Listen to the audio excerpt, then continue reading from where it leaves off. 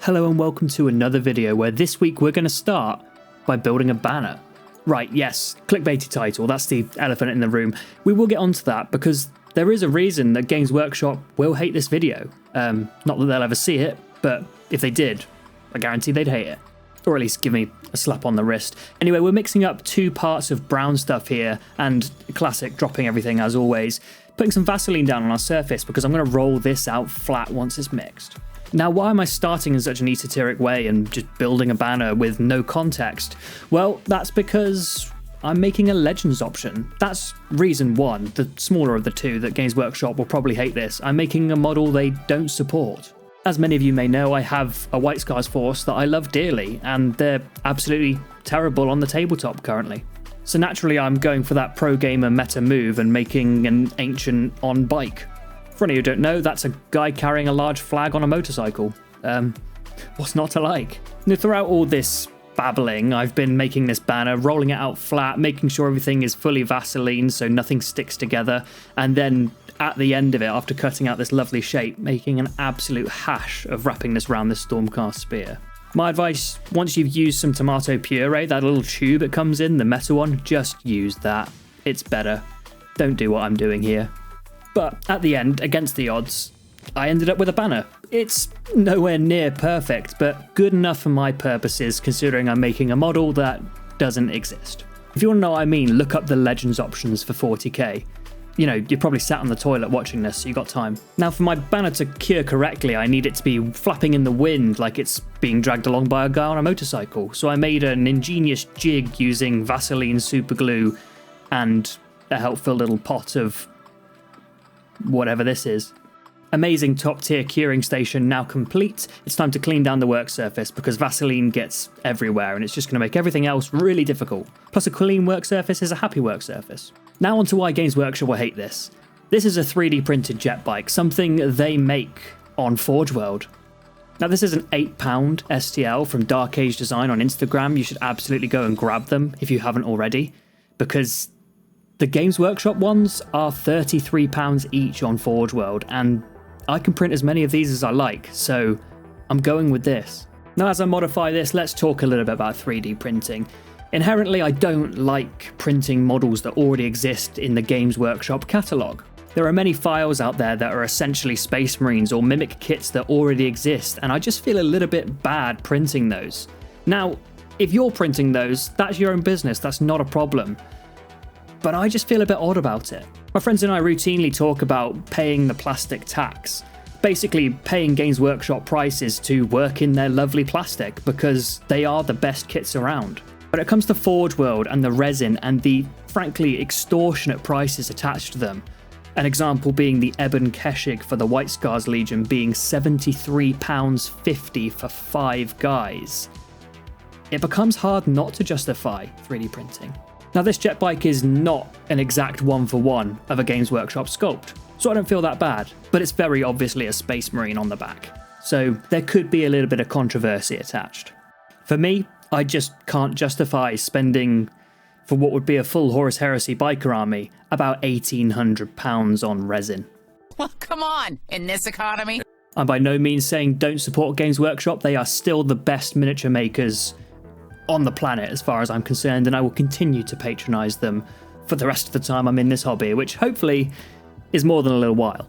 Anyway, that's the elephant in the room dealt with. Let's go back to this awesome sculpt and what I'm going to be doing with it. Now I don't need to do too much with the whole aesthetic of the bike. The profile's good and it already matches the Primaris theme from 40k. Those grav plates on the front really selling it that it's part of the Repulsor family. So all I'm adding extra to this building process is some greebles all over the place. A little radio on the back because this guy's a character, so he needs to look a little bit more special. A couple of bags, the little resin one there is actually from an old run of Necromunda kits from Forge World. Now the last bits to add before we get onto the painting is just a couple of pouches around the handlebars for easy access. I also added some grenades in front of him. Now, yes, if they get hit, it might hurt, but he's wearing power armor. I'm sure it'll be fine. I painted most of the model off screen. If you want to see how I paint White Scars, check the link in the top right. Now onto the part that I have essentially zero experience with: freehanding. I've done little bits in the past, like writing and maybe a few small symbols here and there, but nothing quite on this scale.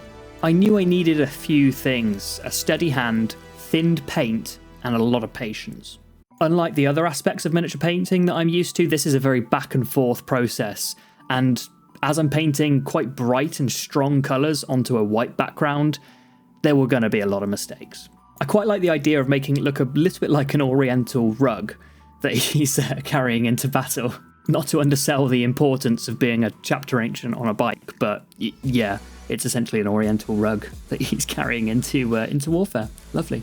I didn't really have a frame of reference, but I had rough ideas of what I wanted to do, and I just made sure to take it in stages slowly and break it down into simple geometric shapes.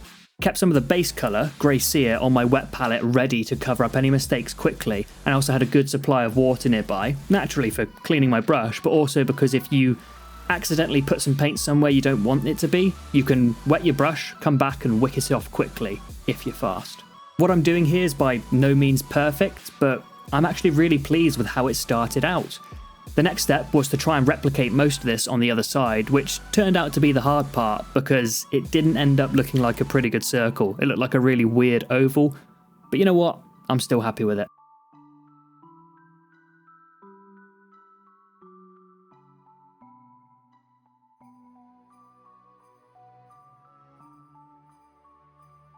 It was all pretty smooth sailing until this point here where I started adding the second chain effect on the right hand side.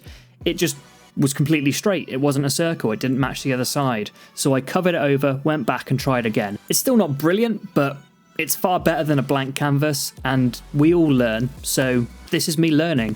Hopefully I can come back in a couple of years when I've had much more practice and go, you know what, this is where it started, this is where I started to really get good at freehand. Or I'll just stay crap, who knows. The final image I wanted to draw in the centre was that of a large White Scars lightning bolt, which was easy enough. I painted it a little bit like how you draw those old graffiti style S's at school where you do like 6 lines and then join them up. It was quite satisfying, and all that time doodling in my textbooks at school paid off. Take that, Mrs. Davis, I know what I'm doing.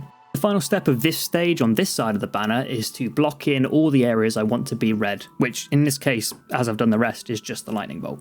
Next was just to clean up a few of the edges and add a couple of highlights using some browns and brighter reds. After this stage, I took some time to reflect and see how I thought and how I felt, and I asked some friends for their opinions too, and we all agreed that it needed something a bit more. Before I asked them, I was considering adding a bit of yellow, which is another prime colour the White Scars use, and outlining the main areas with black. And when I asked my friends for their opinion, they said add some yellow and maybe outline some areas with black. So that's what I did. The yellow took a few coats. Even though I'm painting onto white, yellow's still a very thin colour, and I also had to make sure I didn't go over any of the red because it would change the hue completely. This is where that patience really comes in. Blocking colours is usually quite simple, but when it's between imaginary lines, as in not 3D sculpted ones, it's much more difficult. You've got to respect artists who paint on canvas. The yellow added, it was time to blackline the entire banner. After adding some more yellow. Who edited this? Oh wait, me. Now if you've been watching this entire process wondering, why did he attach the banner and then do the freehand rather than do the freehand and then attach the banner? It's because I'm a moron and I'm impatient. That's the main thing, I'm impatient. I just wanted to see what the model would look like as a cohesive unit and didn't really think much further ahead than that. Listen, do as I say, not as I do. But actually, don't even do as I say, just maybe enjoy the video. But then if you did that, you'd be doing as I say, so damn. Because at this point I remembered that I live in a 3-dimensional world and there's another side to a lot of things, and this banner had another side. And I started by trying to add an eagle, which is essentially copied from the White Scars Horus Heresy transfer sheet. You guys are seeing the second attempt here, because the first attempt is that little smudge in front of the eagle's beak. It was just really small because I wasn't paying attention to the size of the banner as I painted it. I was just desperately trying to paint a bird. With this side of the banner, which was supposed to just be the secondary side so it had something on it, I actually ended up creating my favourite part of the model, and it's wonderful how these things happen sometimes. After tracing out the bird, I filled it in with red. I wanted this to be quite simple and cartoony like you would see on a real banner in the Middle Ages. Designs were simple and bold, so that's what I went for here. I went back in with some grey cere, black lining and various other things just to add that feather effect to the top of the bird.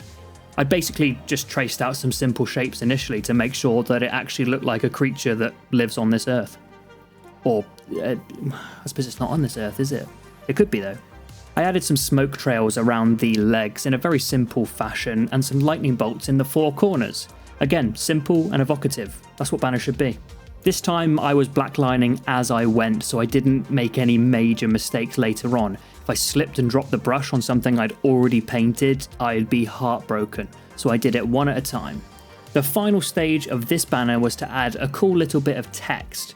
Again, drawing inspiration from the Horus Heresy Legion transfer sheet for the 5th Legion, I saw they had these cool symbols that look a little bit like an East Asian alphabet.